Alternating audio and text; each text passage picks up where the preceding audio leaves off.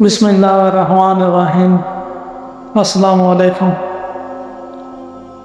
حضرت عیسیٰ علیہ السلام کا واقعہ بیان کیا جاتا ہے کہ بنی اسرائیل میں ایک شخص تھا جس کی بیوی نہایت حسین تھی، جس پر وہ اسرائیلی فرفیتا تھا۔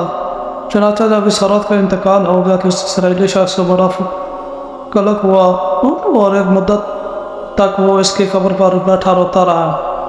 اتفاقاً حضرت عیسیٰ علیہ السلام کے ادھر سے گزر ہوا تو انہوں نے اسرائیلی کو پریشان حال دیکھ کر اسے سبب جانا۔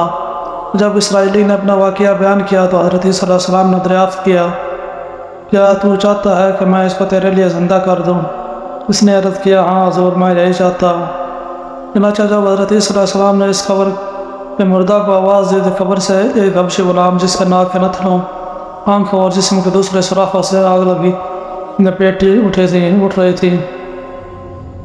حضرت عیسیٰ علیہ السلام کو دیکھتے غلام نے کلمہ پڑھا، لا الہ الا اللہ عیسیٰ روح اللہ۔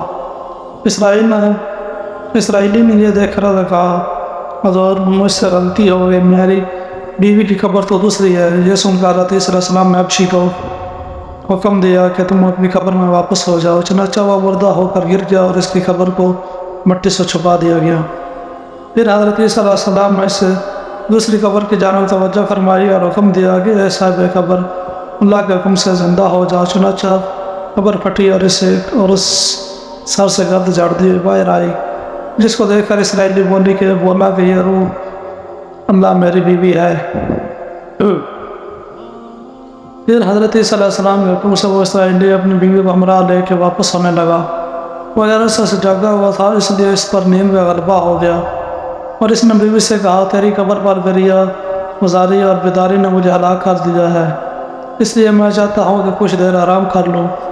بیوی کہنے لگی، ہاں آپ آرام کر لیجئے۔ چنانچہ وہ اسرائیلی بیوی کی زانوں پر اثر لا کر سو گیا۔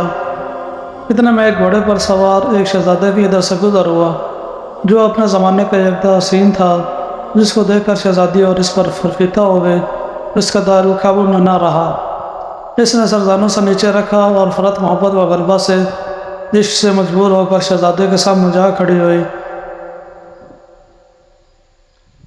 ادھر جیسے شہزادے کی نظر اس پر پڑی، وہ بھی اس کو دیکھ کر اس پر فرفیتا ہو گیا اور عورت کی خواہش پر اس کو اپنے گھوڑے پر بٹھا لے گیا۔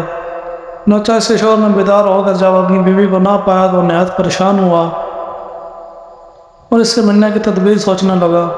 سوچتے سوچتے آخر اس نے نشان قدم پر چل کر اپنی بیوی کو تلاش کر لیا، جو شہزادے کے پاس پہنچ چکی تھی۔ اس کو دیکھ کر اسرائیلی نے شہزادے سے عرض کیا کہ یہ میری بیوی ہے، آپ اس کو چھوڑ دیجیے۔ ابھی شہزادہ کچھ کہنے بھی نہ پایا تھا کہ ساروں نے کہا، میں تیری بیوی نہیں بلکہ شہزادے کی لونڈی ہوں۔ یہ سن کر شہزادہ اسرائیلی سے کہنے لگا، مجھ سے میری لونڈی کو لانا چاہتے ہو؟ اس نے کہا، خدا کی قسم یہ میری بیوی ہے، جس کو میرے سردار حضرت عیسیٰ علیہ السلام نے مرنے کے بعد میرے لیے زندہ کیا ہے۔ ابھی یہ گفتگو ہو رہی تھی کہ اتفاقاً حضرت عیسیٰ علیہ السلام وہاں تشریف لے آئے۔ ان کو دیکھ کر اسرائیلی کہنے لگا، یا روح اللہ، کیا یہ میری وہ بیوی نہیں جس کو آپ نے میرے لیے زندہ کیا؟ حضرت عیسیٰ علیہ السلام نے فرمایا، ہاں یہ وہی ہے۔ یہ سن کر عورت کہنے لگی، یا روح اللہ، یہ شخص جھوٹا ہے، میں اس شہزادے کی لونڈی ہوں۔ حضرت عیسیٰ علیہ السلام نے فرمایا، کیا تو وہ عورت ہے جس کو میں نے اللہ کے حکم سے زندہ کیا؟ عورت نے کہا، یا روح اللہ، با خدا میں وہ نہیں ہوں۔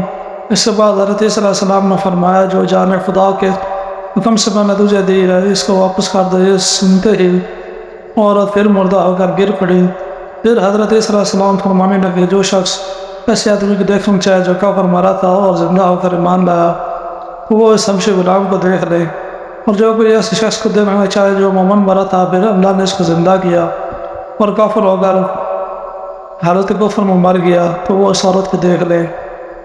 اس واقعے کو دیکھ کر اسرائیلی نے قسم کھائی، اب کبھی نکاح نہ کروں گا، اور میدانوں کی طرف نکل گیا جہاں اللہ تعالیٰ کی عبادت میں مصروف رہ کر اسے موت آ گئی۔ اللہ تعالیٰ اس پر رحم فرمائے۔ نبی رسول کے اقرار اور انکار کا نتیجہ اس حقائق سے ظاہر ہوتا ہے، اور سبق ملتا ہے کہ کامیابی اپنے نبی کی اطاعت اور محبت سے ہی مل سکتی ہے۔ چنانچہ ہمیں بھی ہر حال میں اپنے نبی صلی اللہ علیہ وسلم کی اطاعت کے سامنے رکھے، چاہے دل مانے یا نہ مانے، نبی کریم صلی اللہ علیہ وسلم کے طریقوں کو لازمی اپنایا جائے۔ اللہ تعالیٰ اس واقعے سے سبق حاصل کرنے کا اور عمل کرنے کی توفیق عطا فرمائے، آمین رب العالمین۔